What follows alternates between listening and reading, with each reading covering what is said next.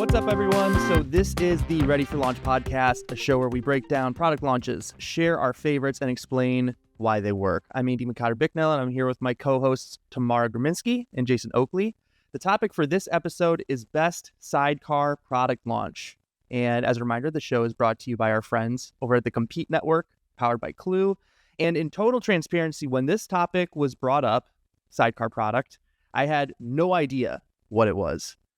So Tamara, why don't you explain what that is, number one, and then also number two, why don't you share how it felt being the winner from episode one? Well, being the winner felt amazing. I hope to be the winner again. So, I've been practicing my debate skills in the meantime. So Sidecar products are one of my very favorite product strategies, actually. And for me, I spend a lot of time in PLG products where you often will see a sidecar product exist. But basically, a sidecar product is a free offering or a very, very low cost offering that complements a company's core product.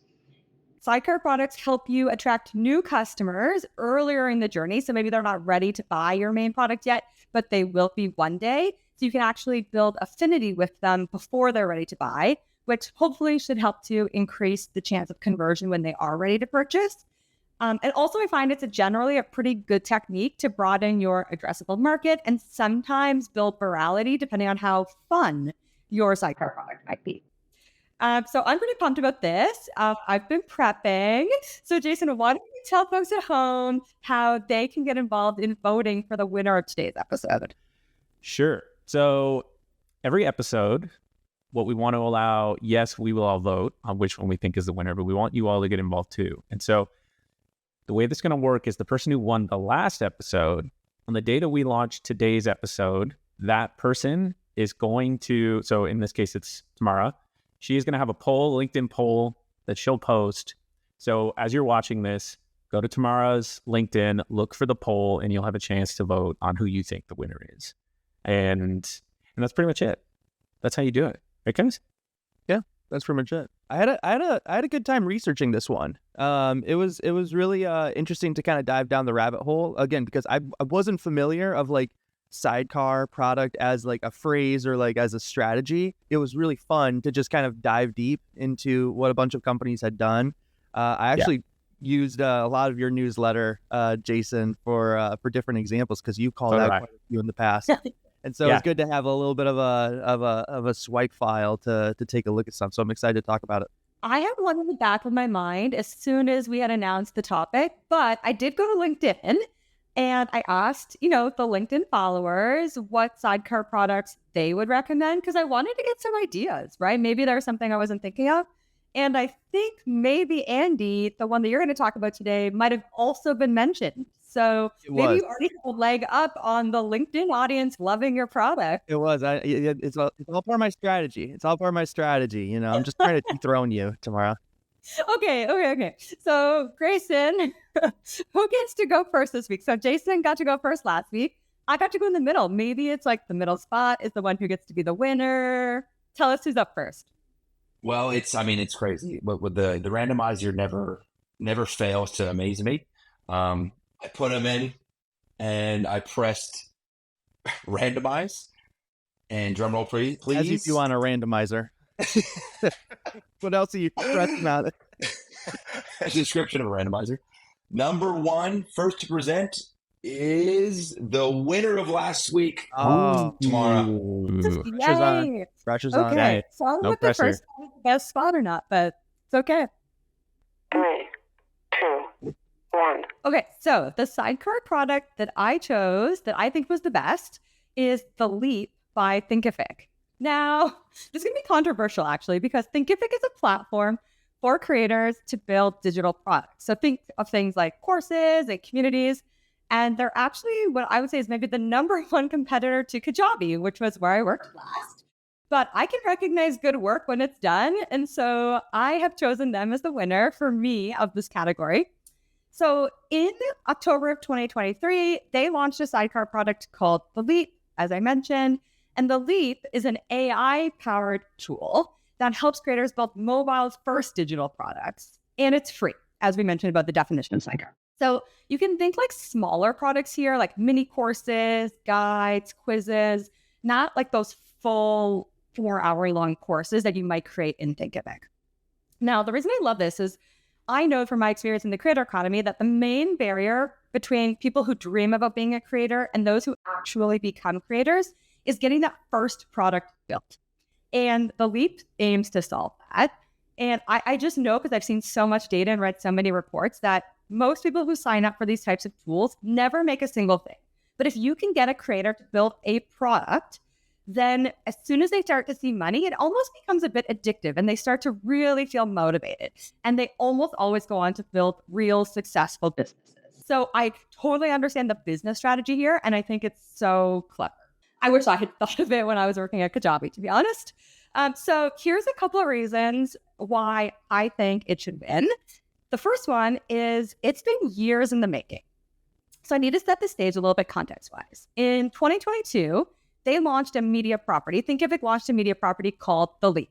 They launched it on TikTok, and it was a way for them to reach more creators earlier in the journey. The Leap itself, the media property, grew to be incredibly successful. They had over 150,000 visits a month to the website, 50,000 newsletter subscribers, and millions of video views on social, both Instagram and TikTok.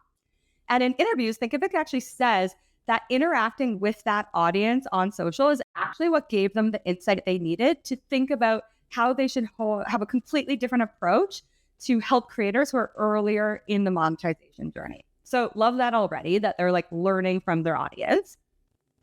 What I think was clever is they started to seed the idea of a product with their audience. Because you think most of this audience are just here for like entertainment or education. They haven't thought about buying a product from The Leap yet. So they actually introduced a waitlist many months before launch. More months than I probably would think to do, but I think it's because they wanted to really seed this concept of like, we're not just an entertainment site. We are now going to be helping you solve the problems that we've been helping you solve through content with an actual product. So by the time they launched on TikTok, Product Hunt, and email, customer email. They got top 3 products of the day on Product Hunt. And in just 1 month, they surpassed 6,500 users and more than 5,000 digital products created. I think that ratio is pretty good between digital products and the number of users. That's almost 1 for every user. And by December, which was like less than a month after launch, they'd already passed 10,000 users. And if we just think about the numbers, if we just take the number of newsletter subscribers they had, and then we take the number of users they got, that's almost a 20% conversion rate between newsletter audience to user of the product. If I had a conversion rate like that, I would be very happy. So I think very clever multi-year strategy here. And they were definitely one of the B2B companies ahead of the trend on building like a media arm. So that's number 1. Number 2.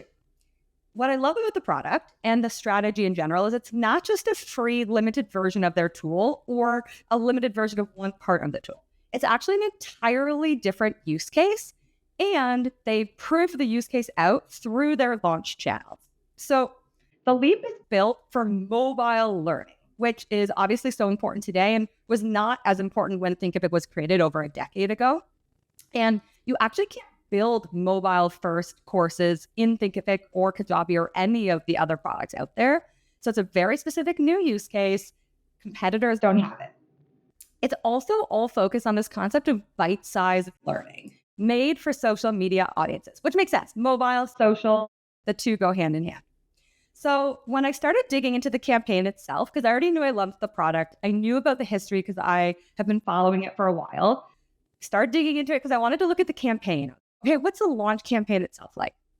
I couldn't find anything on LinkedIn, and I actually almost backtracked because I was like, maybe they actually didn't do a good job marketing it. But then I realized I was looking in the wrong area, and they launched The Leap on TikTok. So I was like, they must have launched the product on TikTok as well. Now, as an elder millennial, as I'll call myself, without giving away my age, I have never downloaded TikTok before. So Thinkific made me download TikTok.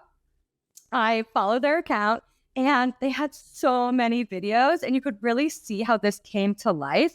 Tons of the creators who used The Leap actually posted videos as well. And it just was so clear that like the product was built for social and they were marketing it on social, which I love.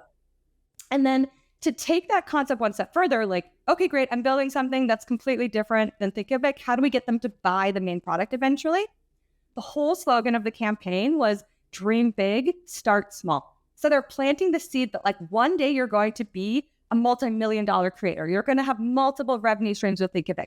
But today, you're going to do this one small step that's going to get you there. And we're going to link to the video. They launched it on TikTok, but it's this amazing video about going to the moon, but how actually there's one step to get there. So we're going to link that for you so you can watch it. I'm almost out of time, but I need to get to my final point because this one's just for Jason. So you go to the landing page. I'm there. To sign up for the product. And what do they have first? An interactive demo. Have you seen an interactive demo for a free product before? Like, I think that's pretty rare. And it's like, you can sign up for free for the product with one click of a button. But Thinkific is so smart. They're like, no, we want to show you the product before you even do that. And the product is so unique. When you look at the interactive demo, it's fun. You want to do it immediately. And you can clearly see that it's different than any other product, which makes me then go and hit sign up for free. 0 seconds left, but how did I do, guys? Wow. That was It's so sick. cool. Yeah, This is sick. The interactive demo, I'm like geeking out over this. So I knew you would. it is really, so it's showing you like their editor basically. So this is a tool where you get to come in and you can build a course, like your own course on but it's mobile only.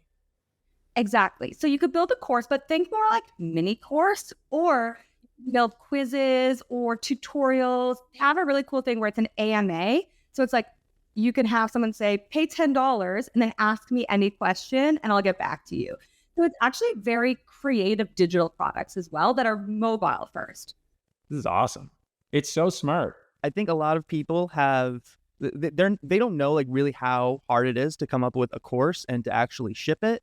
I mean, me, Jason, Tamara, we worked really hard on our course, Ready for Launch, a few months back. It took a ton of prep time, research, and then actually organizing all of the content. It takes a long time.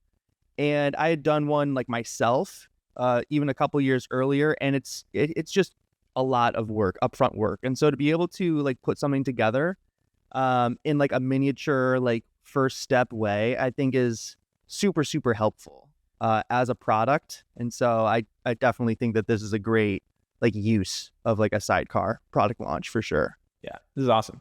And the thing I like about, you made the point, Tamara, that interactive demos you don't see a lot on a free product. I'm starting to see more of it because it basically, even with a free product, a lot of times it's still a lot of work for someone to be like, oh, I got to sign up. I got to give you my email. I got to create this account. And a lot of times too, it's like they don't really get to see it unless they've got a course in mind and they got something to get started with right away. So in this case, an interactive demo is great because you get people to see how easy it is without having to put in any effort. It's like right there for them and they can see how easy it is. And then, especially with something like this, because this is, like you said, it's like, I'd never seen anything like this. It's really cool.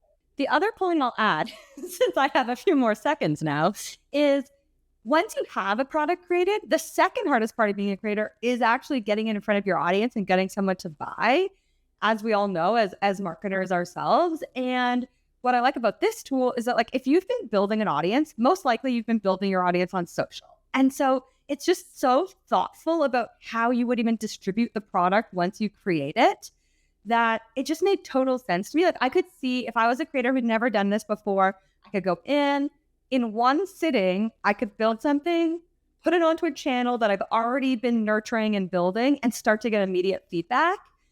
And I think that would be very motivating for someone. And then if they wanted to, take the plunge and say, oh, I actually had a longer course in mind, like I could see the distance between signing up for the Leap and signing up for Thinkific actually being quite short for some creators. Yeah. The way things are going these days, I can almost see the Leap being its own a super successful standalone product. Might be.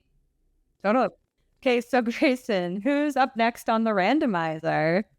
Wow. Well, it's very interesting, actually, considering how could it be? Randomizer is There's always a commentary before you press the button.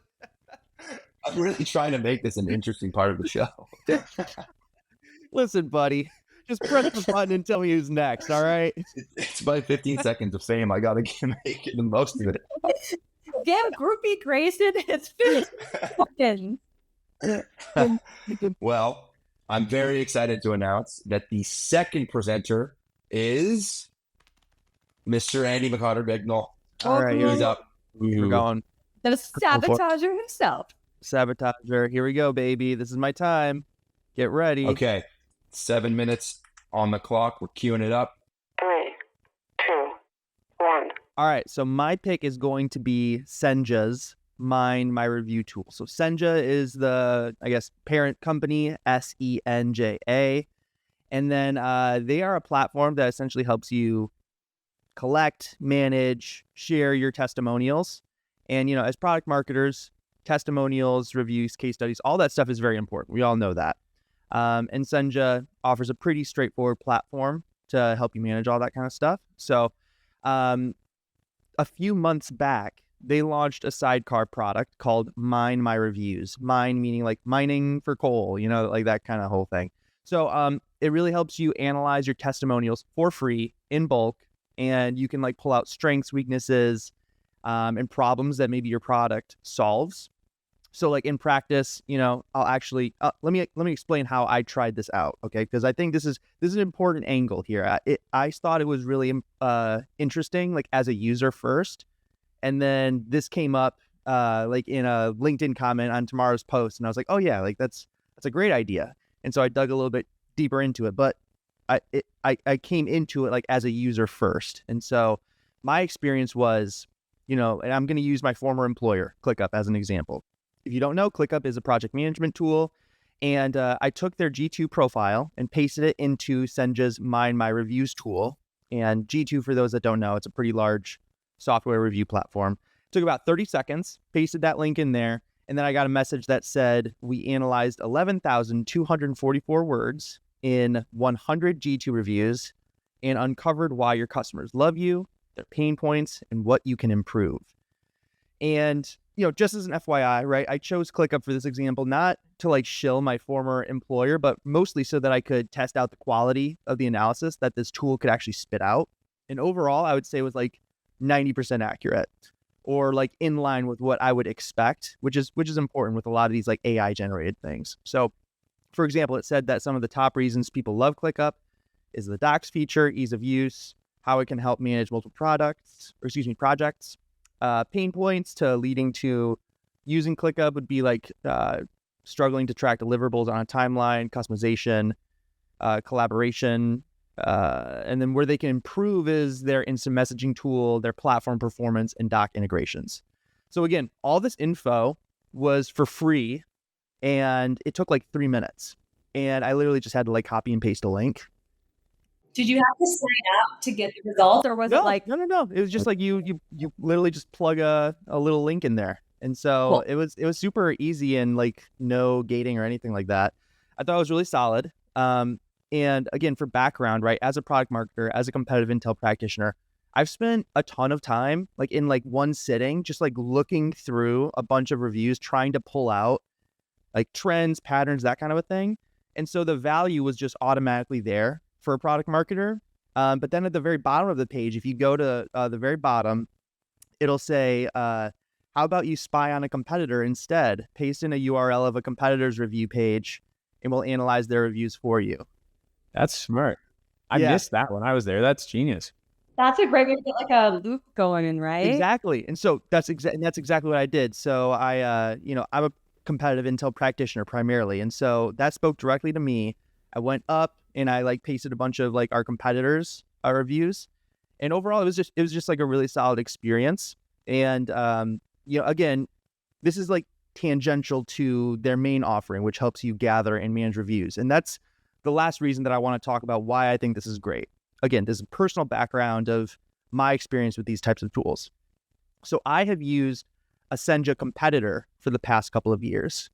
I heard of this competitor first. They were like the first in my mind about this kind of use case. I've had a great experience with them. I've had no real like reason to switch to Senja. However, having this great free experience with Senja as a Sidecar product has really given them like a ton of kudos in my mind. It's not enough to switch, but like, things happen all the time, right? Like we're put in new situations, new jobs.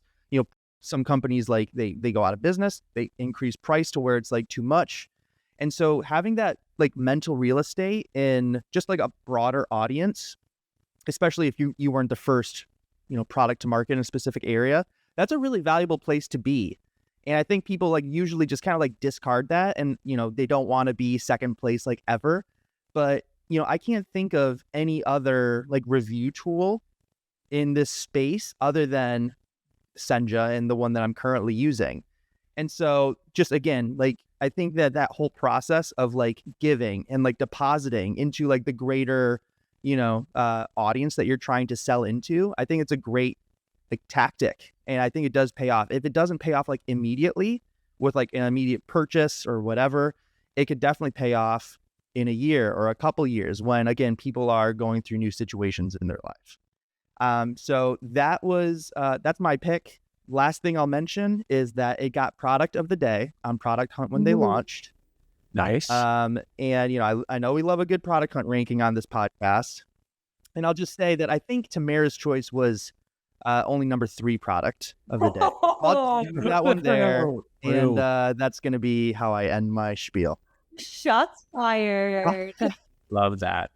Yeah, the thing I liked about the Mind My Reviews is that it is such a great onboarding. It's just a great onboarding to their platform too. So like one of the things you got to do when you get a platform like Senja or any of these is you got to get your testimonials in there. And a lot of times, what one of the hurdles are is if companies don't have testimonials or you know what I mean. And so if it sits empty for a while, it's easy to abandon it. And when you use that tool, it's basically capturing all your GT reviews. And then if you sign up from there, it just puts them all into Senja. And so then you got a bunch of reviews in there to start with. So it's like a really cool onboarding tool too.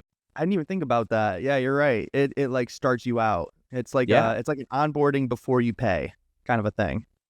My favorite viral growth loop there. Like, maybe growth loop is the wrong word, but almost the growth loop as an individual. Because I could see, like, I've done competitive as a product marketer as well. You go in, I couldn't see myself using Mind My Reviews every week, for example, right? Because I mind my reviews. I have a general lay of the land. But the idea of like come back and salute your competitors is so clever because we always have so many different competitors, whether they're direct or indirect, or maybe product specific. And so I could see myself on a fairly regular basis using that tool for competitive analysis rather than, internal law of the land. And that's just going to keep it constantly top of mind, which, as Andy mentioned, is like the whole point of this, to build affinity, to give you that early value. So I think that's very clever of that.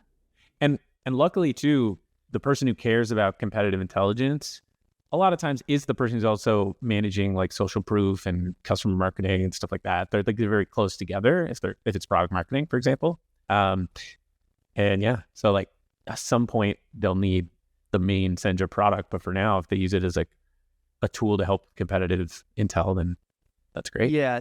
And it's interesting that you mentioned that like loop, Tamara, because with competitive intel, usually, especially like as we're like referring to it like in terms of like customer reviews and trying to analyze like how like what people are saying about other tools, it really depends on like the category that a company is competing in, like how popular it is. And so, for example, in sales intelligence, which is Apollo, the company that I work for, crazy busy. People are investing a ton of money into review platforms like G2. And so you'll have, a handful of reviews 1 month. And then, in 3 months, there'll be like another 1,000 reviews for an individual company or different like competitors. And so there's just always going to be like new information that's coming in. And one thing I noticed about this Mind My Reviews tool is, and I don't know if it changes if you become a Senja customer, but for free, they limit it to 100 reviews that they'll analyze. And so I think it must be just like the most recent ones. And so it does kind of incentivize you to come back or something like that to see like what's changed. That's a good packaging strategy too. So I'm assuming if you buy Senja, the product, that you would get unlimited mining of reviews. Yeah, I don't know that for a fact, but Yeah, Probably. sure. I think ideally that would be the way. Yeah. I know, like they have an integration with G2, so I think it's more of a every time someone leaves a G2 review, you want that as a review you could use in all your Senja widgets. So it's kind of like, I think their main thing is wanting to get people in using the Senja platform, and Mind My Reviews is it's just a great like onboarding pass for people, an on-ramp. There you go. Yeah, exactly. So anyway, that is Senja Mind My Reviews. Let's go to the next person. Grayson, you ready? Ready for your time in the spotlight? Grand reveal. The grand reveal of the last person. Yeah. Let's get the randomizer with just Jason's name on it. Here we go. So I'm very exciting. I looked at the. I think so excited. Drum roll, please. I believe it is Jason. All right. Cool. Okay, I will get the timer. 7 minutes. Jason, are you ready? I'm ready. 3, 2, 1. Okay. My Sidecar product launch is the meeting cost calculator, and it was launched by a company called Fellow. And so Fellow talks about them, like calls themselves an all-in-one meeting transcription management software for remote and hybrid teams. Their goal is to help companies have fewer and more effective meetings. So they help with like automatic transcription and note taking. They help with like the prep of meetings, but also just the general, like how as a company do you operationalize more effective meetings within your company? Because we all know meetings can be a big like cost center and a big waste of time. So let's go back to July 2023, and Shopify at the time, and Grayson, you can maybe toss up on the screen like a shot of, I think there's a bunch of articles. It went viral. Shopify actually introduced they built their own meeting cost calculator in the company. So they basically went out and said, hey, we're now calculating the cost of every meeting. And so based on who was in the meeting, their salary, and how much time the meeting was, they were able to say how much it was costing them. And so it really brought a lot of attention to like how much money meetings are costing us, so that they can focus on making them more effective and have less. Like Shopify also, they instituted like company-wide things like no meeting days and stuff like that. They were really kind of like on the leading edge of that sort of thinking. And at the time, they were actually a Fellow customer. So Fellow saw what they were doing. They also saw how essentially like how much of this was coming a trend. So they saw search volume for meeting cost calculators start to increase a lot. So it was starting to become, what Shopify did essentially went viral, but then this also just started to pick up steam. It started to become a trend of people wanting to calculate the cost of meetings. So along with this, Fellow went to Shopify and they were like, this is awesome. Can we build this into our product? And so in working with Shopify, they were actually able to build in this meeting cost calculator functionality, but it wasn't a standalone thing. They actually had it as part of 8, what they called guidelines. So the meeting guidelines are a group of capabilities within the Fellow app that are all about how to operationalize and set guardrails around how your company does meetings. So Fellow wanted, like, one of their goals is to move up market and to make up their platform targeted at like larger enterprises like Shopify's of the world and stuff like that. And those are the types of companies that it's really hard for them to enforce like guidelines around how to run meetings, how to handle meetings and things like that. And it can be a huge waste of money and time. And so there are 8 different guidelines, and these are like features within the Fellow app. And this is something that you can, essentially like pay for a tier within Fellow that has this. So it's like a packaging thing. But what they decided to do was to take one of those 8 features and make it a Sidecar product. And so they took the meeting cost calculator and they made that essentially a free Chrome extension. So they launched it on Product Hunt, and essentially you could get the Chrome extension for free, and you could use the meeting cost calculator. And then that was essentially an on-ramp into their platform. So it was a great way to bring freemium users, like a PLG approach, to bring people into the platform. But then when you were in there, you would see that it's part of this like broader suite, this broader collection of these 8 meeting guidelines. And so I like this for 4 different reasons. Like, I love this launch for 4 reasons. One is that this Sidecar product was basically capitalizing on a trend, on like a very newsworthy thing that's happening in the market. Shopify, a very well-known company. A lot of people follow what Shopify is doing. And this whole meeting cost calculator thing kind of blew up. And at that point in time, it was very hot trend. And so they were trying to capitalize on the popularity of this meeting cost calculator and how people were like, this is cool. I would love to be able to do this. They built a way for people to do it. The other is that they were able to make it and kind of use it as an on-ramp to a broader kind of suite of capabilities within the platform. So the 8 meeting guidelines, it was a way to introduce you to one of those and the whole concept of setting guidelines around how your company does meetings. So it was really in line with, yes, it was a free product. People could get value out of it on their own, but it also introduced them to this, like, hey, here's how we see the world. Here's how companies should do meetings. And this is one of the 8. And if you want the other 8, then you got to pay for it, sort of thing. The other thing is it allowed them to move up market because it's only really large enterprises that need these types of guidelines. Small startups, it's like easier to enforce these things. It's easier to say we have a no meeting Wednesday. But if you're Shopify, that's a lot harder. And for larger enterprises, it's like this type of functionality is really important. And so starting to introduce this starts to make their platform more for these types of companies. And then the last one, and this is a really interesting one, and everyone can kind of relate to this, especially when markets, like there's a downturn, times are tough, it's hard to sell when your product is considered to be a nice to have. And in a case where a product like, say, Fellow might be seen as, yeah, it's great for like helping us do automated notes and help prepare for meetings and things like that. If it's not seen as a must have, then it's hard to like make a case for bringing this into an enterprise and having like seats to pay for seats for everyone and all that. But if people start using the meeting cost calculator, they will quickly start to see how much they're spending and investing in meetings. And then when it comes time to consider, oh, should we start to pay for this platform? You've got all this business case already built because you know by using that how much you're spending on meetings. So for all those reasons, I really loved like the strategy around this launch. They launched it on Product Hunt. I don't think it didn't get Product of the Day. It did well on Product Hunt, and they've tried. Listen, not number one. It's not number 3. But it's those 4 things that I love the most about this. It's just the strategy, how it worked with their positioning, and those 4 reasons. So I'll leave it at that. That's mine. We need to have. I want there to be like a question after everyone's spiel. But did it rank on Product Hunt? That's going to be the next. It needs to be a Product Hunt launch. Yeah. Podcast is sponsored by Product Hunt. Yeah. Listen, I think all jokes aside, this is an awesome. I think there's a couple of things that I love about this. Number one, just that like how it seemed like they were number one keeping their ear to the ground on like what's happening, what people are interested in, and it's a great use of like trends, right? So following trends, you kind of hear about like some companies doing it really bad. I would say most companies don't follow trends particularly well.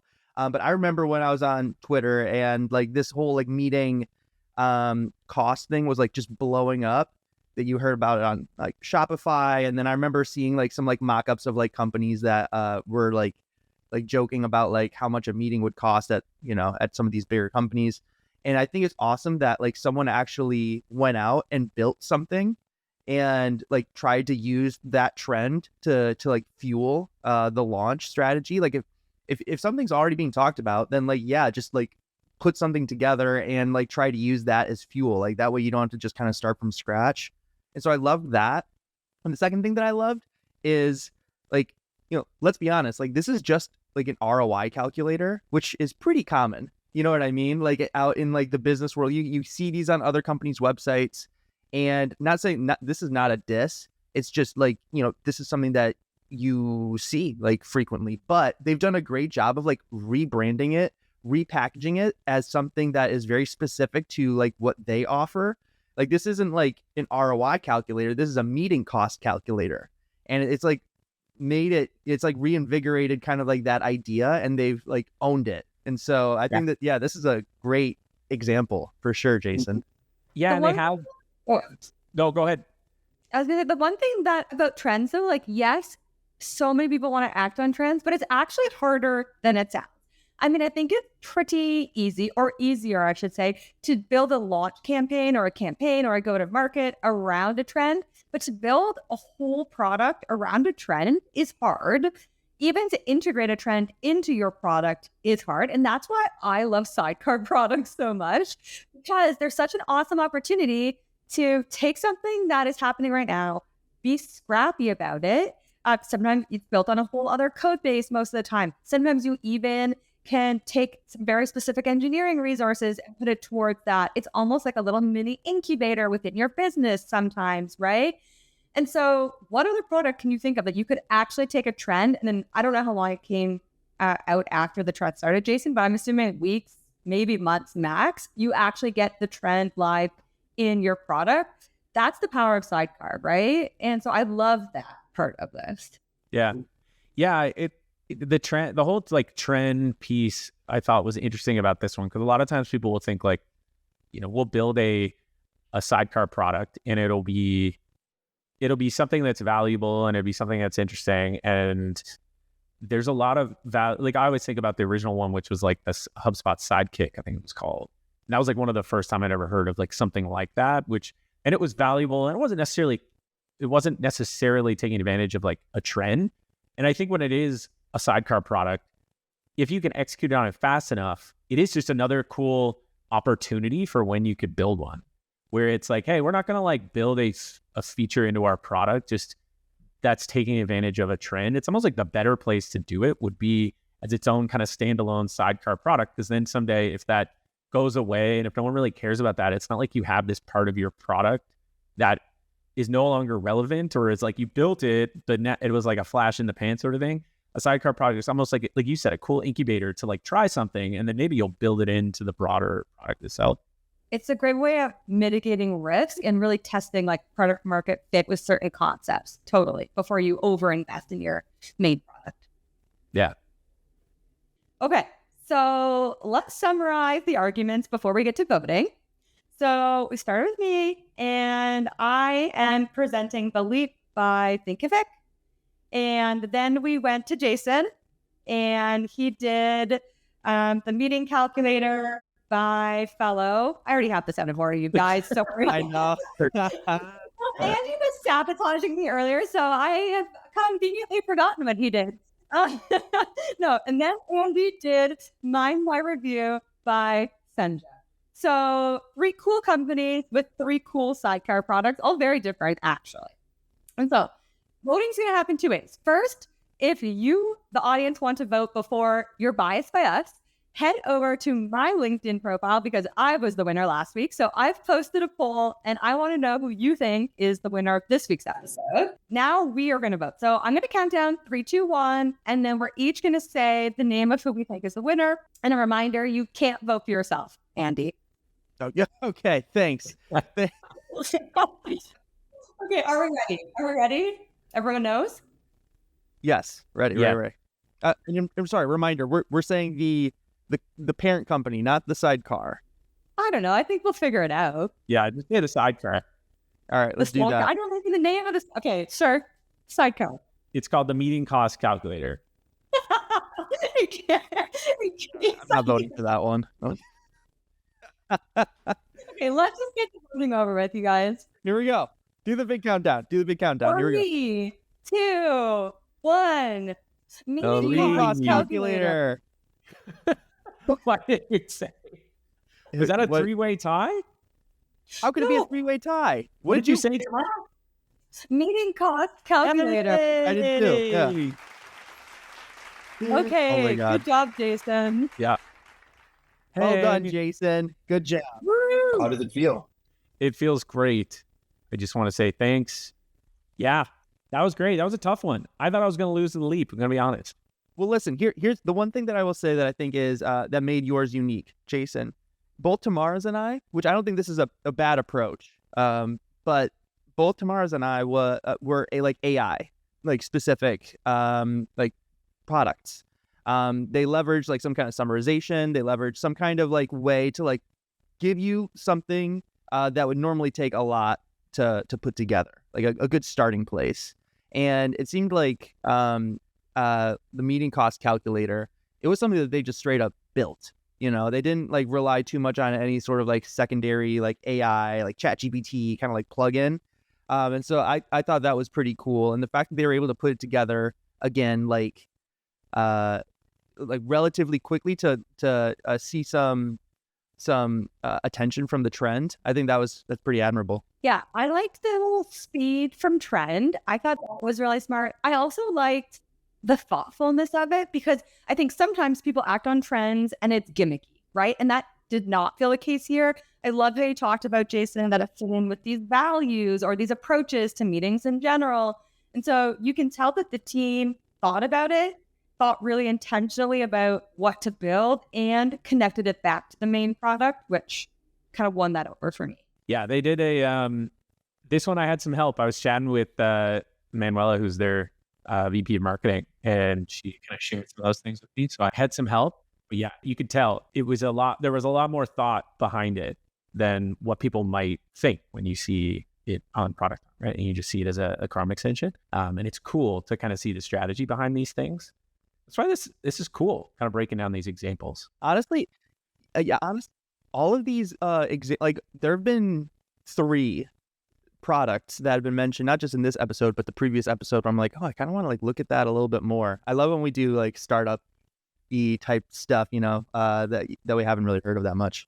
Totally. And as much as we want the audience that's listening to vote, I also love, like, if you're a product marketer and you work at any of these companies and you think we've absolutely lost the plot, or you have something fun to add, like, I would also love for you to join the conversation, because again, like, a lot of this is just our own perspectives, our own assumptions. And so if there's details we're missing or fun facts that we could share, that would also be awesome to be able to surface to the audience. And I think the best way to do that is probably to comment on the poll or one of our LinkedIn profiles, and then we can definitely surface that to the rest of the audience. So if you haven't voted yet, go to my LinkedIn, vote on the poll. I mean, ideally you vote for me so that I can keep my retain something. Exactly. I get the audience vote, right? Because we have like post vote, audience vote. We talked about that before. And thank you everyone for tuning in this episode. What do we have coming up next, Jason? Ooh, next episode, we're talking about the most controversial launch of 2023, which is that's going to be an interesting one. That one's very much opinionated. But that's going to be cool. And I think it's worth saying too, that if anyone ever has an example that they want to share with us, just ping one of us. For now, we'll eventually get email addresses or a website or something. But for now, just hit us up on LinkedIn and let us know. And also, if you have a topic idea, I think that would be cool too. Let us know that, because it'd be fun to, eventually we're going to run out of topics. So it's going to be helpful. But anyways, thanks so much, everyone, for watching episode number 2. Grayson, Andy, Tamara, thanks. And we'll see you on the next one. I think that's the pod. All right. Bye.